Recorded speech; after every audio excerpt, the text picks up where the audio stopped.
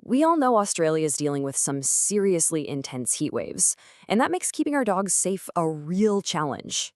And it's about more than just leaving a bowl of water out, you know?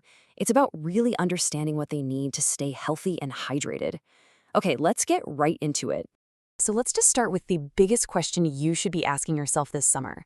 Is your dog actually drinking enough water? You probably think the answer is yes, but believe me, it can be a little more complicated than that. And to really get why this is so important, we have to look at the environment we're up against. The heat in Australia isn't just uncomfortable, it can be a genuine danger for our pets. And what's wild is that it's not just about the daytime temperature. Check this out. The Guardian points out that it's the combination of prolonged hot nights and high humidity that creates these really relentless, dangerous conditions. Cities like Perth and Brisbane, they're often right in the thick of it, so this is a huge concern for dog owners pretty much everywhere. So when you're faced with that kind of intense heat, how can you be sure your dog is getting enough to drink? Well, thankfully, there's a really simple rule of thumb that every single dog owner should have in their back pocket. Okay, let's cut through the guesswork.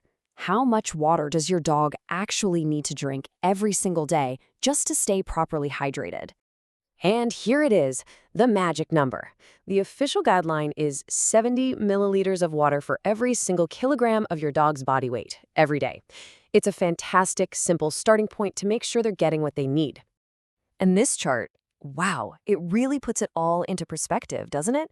I mean, for a little 4.5-kilo dog, you're looking at just over one standard water bowl. But then you look at a big 35-kilo dog, that's almost 10 of those bowls a day. It just goes to show how fast their needs stack up. But here's a little twist that a lot of owners don't think about. It's not just about what's in their water bowl.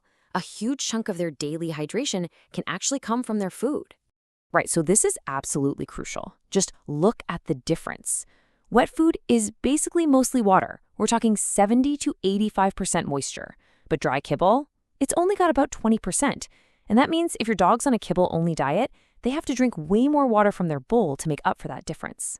Now, if you're a numbers person and you want to get super precise, there's actually a metabolic formula that veterinarians sometimes use.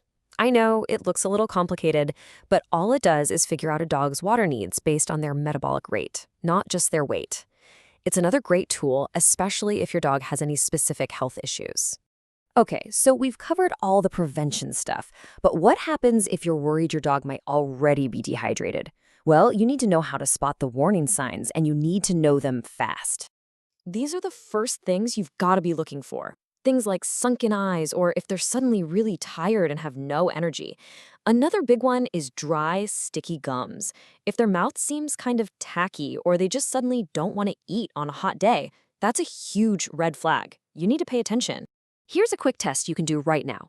Go ahead and gently pinch a little bit of skin on your dog's back or neck. If they're well hydrated, it should snap right back into place instantly. But if it goes back slowly, or in a really bad case, stays up in a little ridge, that loss of elasticity is a clear sign they're dehydrated, and you need to act fast. But look, hydration is just one piece of the puzzle when it comes to heat. Before you even think about stepping outside, there is one last, super simple test every owner has to do to protect their dog from a pretty nasty hidden danger. It's called the 5-second rule, and it could not be easier. Just place the back of your hand flat on the pavement. If you can't hold it there comfortably for 5 seconds, then it is way, way too hot for your dog's paws. You gotta remember, surfaces like bitumen and even sand can get hot enough to cause serious burns. So let's circle all the way back to that first question we asked, but with everything we've just talked about in mind. Is your dog truly safe in this summer heat? Using these simple rules and checks, it's not just about peace of mind, it could honestly make all the difference.